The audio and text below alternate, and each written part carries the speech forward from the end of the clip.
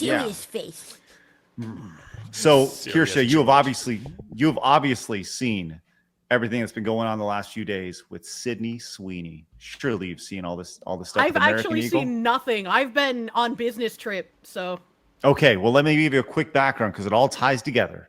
Sydney Sweeney has done a campaign with American Eagle where she talks about how she has great genes, and it's obviously a play on words, right? Yes, but it's a play on words with her having quote unquote great genes. So all these people are freaking out because they see it as a Nazi dog whistle, and it's promoting eugenics online. Right? This has been How dare white people exist? This makes me angry. It's been an ongoing conversation, and people have been flipping out over this. All these very virtuous people letting you know what a bad person you are if you enjoy the Sydney Sweeney American Eagle ads. It's been, and really this is exactly kind of the general idea. This is generally what they look like here. Of course, it's exactly what you'd expect. A lot of people who that are word I can never remember. There's like this old graphic that says like this word that's like danger coloration. You know, this is exactly what that looks like, just without the word on top and the definition of danger coloration. Yeah. Let me just kind of give you a quick example of these people. We've shown this a few times on the show, but just to get you kind of caught up on the wonderful people that are thinking about this. Should we be surprised that a company whose name is literally American Eagle is making fascist propaganda like this? Probably not, but it's still really shocking. Like, a blonde-haired, blue-eyed white woman is talking about her good genes. Like, that is Nazi propaganda. Do these people not realize that their insanity is what made relatively normal people go, you know what, maybe we should get some ovens? Oh, like, do they not realize that they are actually fucking insane?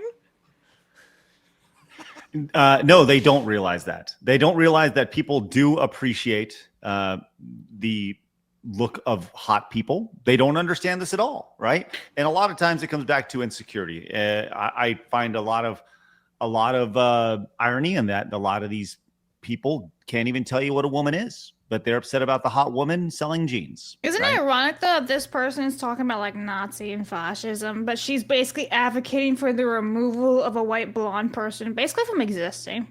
I mean, she's like, how dare she be in an advertisement? So like, what? Women who look like her can't exist now?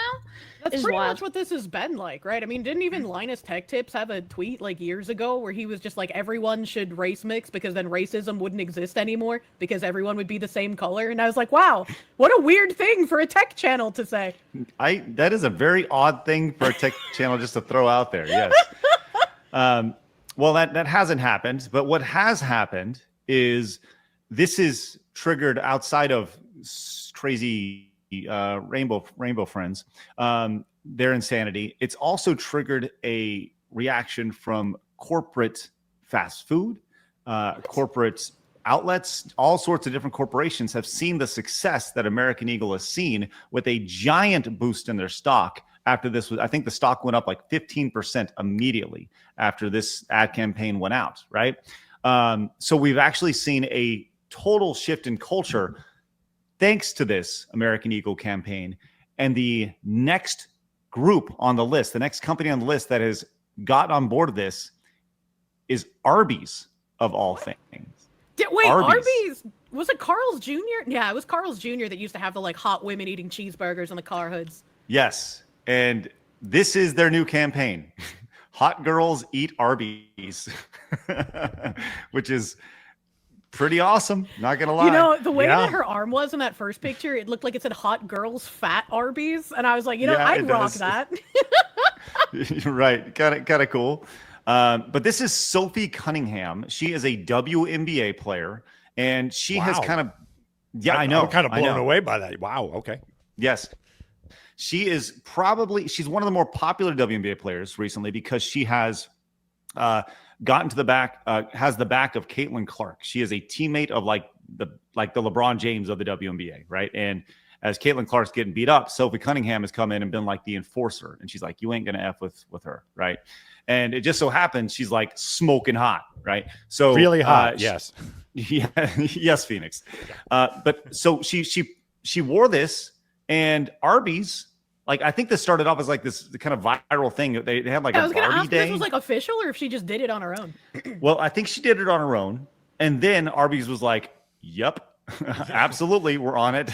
So they posted an unapologetic queen over on social media, and that's kind of popped off. Someone said, "How do I get the shirt?" And sure enough, guess what? You can buy the shirt now. Hot girls eat Arbys. All right. Whoever is their like media manager for Arbys, they need a raise. They fucking capitalized hard here. I like the statement, though. Read the description. It's a statement. Let them know your fast food alliance with this cropped fitted tee. That's hilarious. When are we going to get like a sexy Wendy giving us the square, never frozen beef, all right? Never frozen. And actually, I had no idea what was going on, but I did have a link. Let me post it. From another person complaining about this. I was gonna watch it on stream tomorrow, but now is a good time if we're doing it here. Yeah, sounds good. Is this about the Arbys commercial, or is this? No, it's just about Sweeney in general. Okay. Let's see what they have to say. I'm sure it's very calm and rational. Yeah, for sure. Let's see this person upset about Sydney Sweeney. I really wasn't gonna weigh in on this, but here we go. Okay, good. Sorry. Just kill it there. Yeah, that's good. It's so difficult to grow up as a person of color, specifically a woman, and view yourself as beautiful in any sense of the word growing up in this country. I remember growing up in a predominantly white community, wishing myself out of this body, out of this culture, take my name, if it meant that I could wake up blonde-haired and blue-eyed, never having to explain who I am or worry about being accepted. That is why this American Eagle ad with Sydney Sweeney is especially off-putting. There's a lot of rhetoric. Shut up. This represents, and I don't discount that, but for me, I can't help but think about the 13-year-old brown girl who gets all her denim at American Eagle, who already struggles to see her beauty and worth in a world that continues to value white, Eurocentric beauty standards, which I naively thought by this point we would have moved the needle on. And this girl is now wishing she too could wake up with blonde hair and blue eyes. It took me so long, too long in my life to look in the mirror and see beauty. And I hate that continues to be a shared experience for young brown girls in this country. She spent an entire minute just self-hating. Yeah, I was gonna say, I think it's really weird that, like, this person sees someone beautiful, and instead of figuring out how to make themselves beautiful, they feel more secure in themselves by tearing other people down. And that's really strange. Like, when I was in school, I dressed goth. I had like really muscular legs from rollerblading. I had a big ass. So I got teased all the time for the way I looked. It didn't matter that I was, a stereotypical European looking white woman. I had things about me that kids teased me about. And it made me self-conscious because, kids are assholes. And I was also a kid. As I got older, I learned, well, who the fuck really cares, right? As long as I like it, that's what matters. And that's kind of like part of maturing as an adult, is you to a degree stop caring what other people think. There's a way you can go too far, and that's how you get like Jabba the Hutt wearing a string bikini and you're like, I can't even tell which ones are your tits. There's a point where you go too far and you're too comfortable. But it's like, you don't need to tear other people down for you to feel secure or for you to feel beautiful. And it's completely fine for like the blonde, blue-eyed women to exist, and not like other people shouldn't feel bad that they aren't blonde and blue-eyed. It's weird to me. And it seems like it comes from a place of just hatred. I think it comes from self-hatred. Yeah, for sure. Insecurity, 100%. And like everything that she said right there could, if you wanted to play the game of being self-hating and wanting to tear people down, you could flip that. You could make her turn into a blonde hair, blue-eyed girl, right? And she could say the exact same thing, just replace white with black or brown. And she'd be like, every time I see that, I feel self-hating, whatever, right? And it just comes down to how you feel about yourself. Obviously, I will say this about this girl. this girl right here on the right side of your screen, she does not eat at Arby's. She does I not. can tell you that right now. And She does not. it's also No. confusing to me how like hard people rail against like Sydney Sweeney and those that look like her, because I mean we've had women like Halle Berry as Catwoman back in the day, right? And we had like Shakira. They aren't white women, and they were held up as like gorgeous sex symbols, right? So like, yeah, of course. I just don't understand where this mindset of like we need to hate the blonde-haired, blue-eyed people comes from. Isn't it I mean, can we just admit it's just a power grab? That's all it is. It's the annoying retard kid that was in your friend your basement with your friends playing Monopoly, and why he was owed Park Place for free. It's just that's all that this is. Like I think all of these people are narcissists, and they just want power as quickly and easily as they can. And they saw the victim card. They saw that social media rewards that. So it becomes this feedback loop where they can just do that and then get something in return. That's all it is. What was that? Hold on, dude. Phoenix, really great point. What just happened, Kirsche? I was listening to Phoenix, and I was like trying to solidify like my response to it, because I kind of agree with him, and I kind of like think it's a bit different. But I have these like tubes of like weed edibles on my desk, and I was gonna eat one after stream, but the tubes. I inspire like, that in people. Yeah, I can't get through this. Pop. The tubes are like really nice to play with. They like fit perfectly in my hand, and they're like a nice, satisfying, smooth shape. And the way you open them is you like squeeze them, right? Because they're child-proof. And so like I squeezed it a bit too hard, and it made like a really loud pop. Right. Well, sorry. No, that was awesome. I think Phoenix was just caught off. I think that sound is what happens when Phoenix watches this video on loop that we have on screen right now. Yeah, it is. I'm sorry, Phoenix. I didn't mean to derail you. Phoenix, what do you think of Sophie Cunningham? Should we try to get a date with you? Just one Sophie second there. I'll be right back. Now, not only do hot girls eat Arbys, apparently, which they do certainly have the meat at Arbys. Yes, they do. Also, Dunkin' Donuts have hopped on board with this train. This has triggered quite the meltdown here. Oh, boy. Be ready for this one here. Look, I didn't ask to be the king of summer. It just kind of happened. This tan? Genetics. I just got my color analysis back. Guess what? Golden summer. Literally. I can't help it. Every time I drink a Dunkin' Golden Hour refresher, it's like the sun just finds me. So if sipping these refreshers makes me the king of summer, guilty as charged.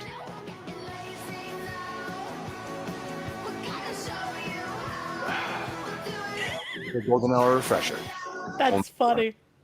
So what is there even to get angry about in this ad? He's a white dude. He looks Italian. Mamma mia! There he is right there. He's like Italian or Greek or something. You know, he's Mediterranean. Well, he said the word genetics in it, and that's what everyone's getting upset about, including this psycho. Look at I'm going to say this right now. This is all you need to see from this, Good from this Lord. person. No. Look at the rainbow thing for her spectacles. Like, you know, when you see a woman wearing those glasses, you're in for a fucking bad time, bro. Yeah, it's insane. Let's see what this psycho has to say. Look, I didn't ask to be the king of summer. It just kind of happened. This tan? Another eugenics Genetics. ad. Get F to I just got Duncan. my color analysis back. Is she Guess just what? gonna put the text Golden there and summer. not talk? Literally. Who the fuck's coming out with one next? They're getting bold. They were already bold, but they're getting fucking I think those glasses are bold. right now. I think that bull ring tells you all you need to know. The hair, the haircut, and What is- everything. what does She's she just mean? mad that she can't tap that. That's all Well, it is. it's just like, what does she mean by they're getting bold? Like they're putting white people in commercials without like a gaggle of other people? for the like, first time in 5 years. Yeah, for the longer than that. It's just like, what is this issue? And this is where I was gonna disagree. Like, I agree with Phoenix that, like, yeah, these people are definitely narcissists, but when you've had schools and universities and like even your job preaching this DEI stuff, saying like how white people are bad inadvertently, like you can't do anything to shed the sins of your fathers, you're just the cause of everything bad in the world, and then you victimize everyone else and treat them like you're an eternal victim, nothing is ever your fault, you have no accountability, everything bad that happens to you is the fault of white people. They start going crazy when they just see white people existing. And it's why that like It's Okay to Be White campaign pretty much should have blown the lid off of everyone who was still ignorant to what was going on. When they went and interviewed college kids on campuses when they had posters of It's Okay to Be White, and the college kids were like, yeah, this is a white supremacist dog whistle. I don't feel safe on campus. This is dangerous. And it's like, no, it's literally not. Right? Like, it made no sense that anyone could see that as anything else. And I think it's because they're used to their own subversive dog whistles that they try to plant those subversive dog whistles in everything else that everyone else does, even if it's just a literal on the nose. If we put this out there, this benign, normal statement, you're going to freak out and it's going to show people what you really are. The term like dog whistle is so tiring and boring to me. Yes. It's such a like, it's one of those catchphrases that's thrown out there. It's a dog whistle. Okay. It's the same with like grifter, right? Like it's basically lost all meaning, but there's still times where like it's the best word for the situation. Like, I don't know what else I would call it, you know, in my description that I just had. Mm-hmm. Right. I hear that. Oof, that's crazy. By the way, Helene Gigolo came in at 5, says, saw viewership go down by 500 for 30 seconds thanks to that leg. Thank you, Foxy. People were like, I'm out. It's funny. I'm actually looking at that's really funny. I'm looking at our viewership right now on YouTube, and there's literally, it went. What, people don't want to see streamers licking gangrenous leg holes? That, like, I'd fucking find more videos of that if I could. Well, look, people are melting down when it comes to what's happening in the advertising world, and the body positivity movement is definitely done. It has been a massive cultural shift. I think we all agree on that. And I, for one, am for that because I think that pretty people are good. Yeah. And they sell jeans and they sell donuts and they sell Arbys. I'm on board with that. Yes, they Phoenix. Inspire people to, like, that's the whole idea behind, you know, strength, beauty, all that stuff, is that not only does it, when you see an ad of that you want to appear that way to others, but it inspires people to better themselves. There's nothing bad in getting muscles, in getting thin, in wanting to look your best. Everything about that is a positive thing. No one's talking down to anyone. So to me, again, I just hate that we're even responding to these assholes, because we're so clearly on the right side of history, and I'm happy that hopefully this is starting to turn now and we can all laugh at all these people. That's what I'm hoping for. I have a question. My question is, all right, so when women see like a beautiful woman in media, they typically complain about it, right? Like the loud ones all over social media. They're just like, this is objectification. This is sexualization of women. We need to remove the titties from the video games. We can't have the beautiful woman as the head actress. We got to make everything body positive, right? So nobody feels bad. But when men see like a buff guy in a movie or in a video game, they're just like, I want to aspire to be that. Like, I want to be that guy. Let's fucking go to the gym. Let's hit the iron. Let's become that guy. Mm-hmm. Everyone that you've shown me complaining about Sydney Sweeney has been a woman. And I know that there's been like the vast feminization of men thanks to feminism in the last couple of generations. So I'm sure there are some very soyed out males complaining about this. A lot of mommy muffins out there, yeah. And I'm wondering if that was part of like a greater cultural shift trying to be achieved, right? Like the dampening of masculinity, the like, you should not aspire to be this like big, strong man who can protect people. You should be just as frail and weak and indecisive as a woman. And that's, I don't know, that just kind of popped into my head listening to Phoenix talk there. Oh, I think there's definitely truth to that. You mentioned how there's, look, this guy does not inspire peak masculinity here. This is just throwing it out there. I called him Timu quartering the other day. Oh my god. True. It's so true. He does kind of have a little Jeremy in him, which is fine. But he goes off on a little rant here. He just give you a quick 15 seconds of this incredibly high testosterone man speaking. Genes are passed down by parents to their offsprings, not to their children, their offsprings. No, it's just talking about babies. Well, art isn't political. Not everything's political. It's not that deep. It's not that deep until it is, you shallow-brained motherfuckers. Yeah. What? And I think that's the thing about this. We talked about this on the show the last couple of days, but the idea, there's a holier than thou attitude. This I'm way smarter than you, you shallow-brained idiot. It's weird how smugly they do it. Yes. Yeah. The smugness is it matches the narcissism, right? Yeah. The narcissism and smug nature. There's a parallel between the two, and it's oof, man, you just want to smack them in Minecraft. Oh, this reminds me of a few years ago. There was like some influencer woman who posted a picture of her holding her youngest baby. I'm pretty sure she was holding her youngest baby. I could be misremembering. And then she had 4 children of varying ages behind her, like lined up by height. And everyone was just like, this is a portrait of patriarchy and white supremacy. This is horrifying and I hate looking at it. And it's like, it's literally just a mother and her kids, and they happen to be white. If you are feeling a visceral hate reaction at looking at an image of a white mother and her white kids, you are kind of fucked up. Like, that's a little crazy to me.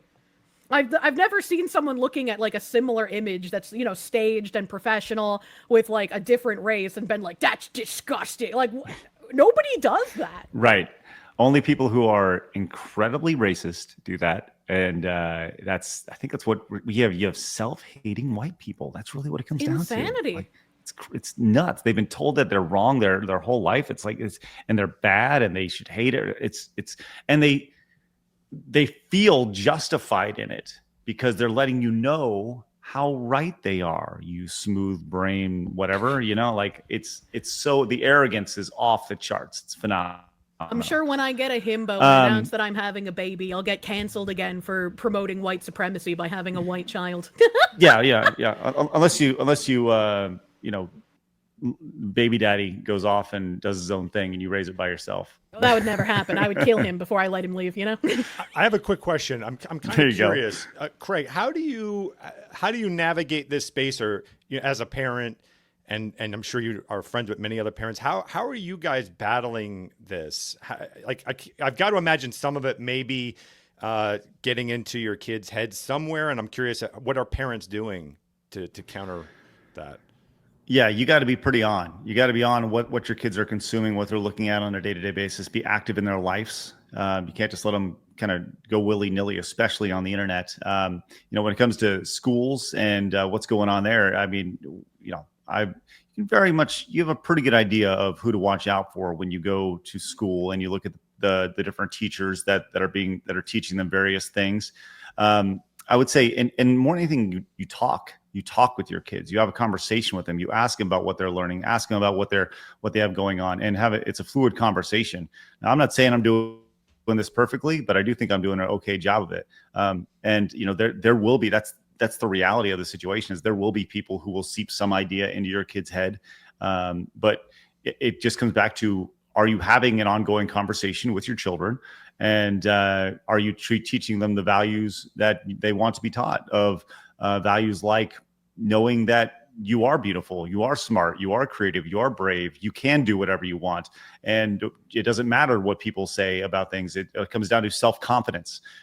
These are all things that we preach in our family. And there are times, especially as my oldest one is becoming a teenager, the idea of preaching bravery and confidence, like these are things that all teenagers struggle with. So, we are continuing that conversation constantly. So yeah, I mean, I think that's the best answer I could possibly give you. So that's a pretty good answer, I think. Hey, thanks, Kirsche. Yeah, I mean, I don't have kids yet, so I don't have the experience to draw from that you do, but it's like, I feel like you want to let your kids sort of do what they want within guardrail limits, right? Yeah. But you want to impose upon them, like, this is reality. Like, if you're a boy, you can like frilly, pretty, fairy things, and you're still a boy. That doesn't make you a girl, you know? Yeah, 1000%. I think that's a big part of it. Is you have to give your kids the opportunity to be themselves. Mm-hmm. If you're looking to make mini you, then you're doing it wrong, right? They are their own, like to a point. Obviously, you provide the guardrails, right? Yeah. I'm not gonna be like, well, I really want to do a line of heroin. Okay, it's like nothing. And don't like be that. like my mom and give your kid beers at like 7. Don't do that. Yeah, probably a bad idea. They'll be eating your pizza and the food that you have left out with their biker boyfriends and stuff. So, got another video for you right here. Go to watch it. It's a good one.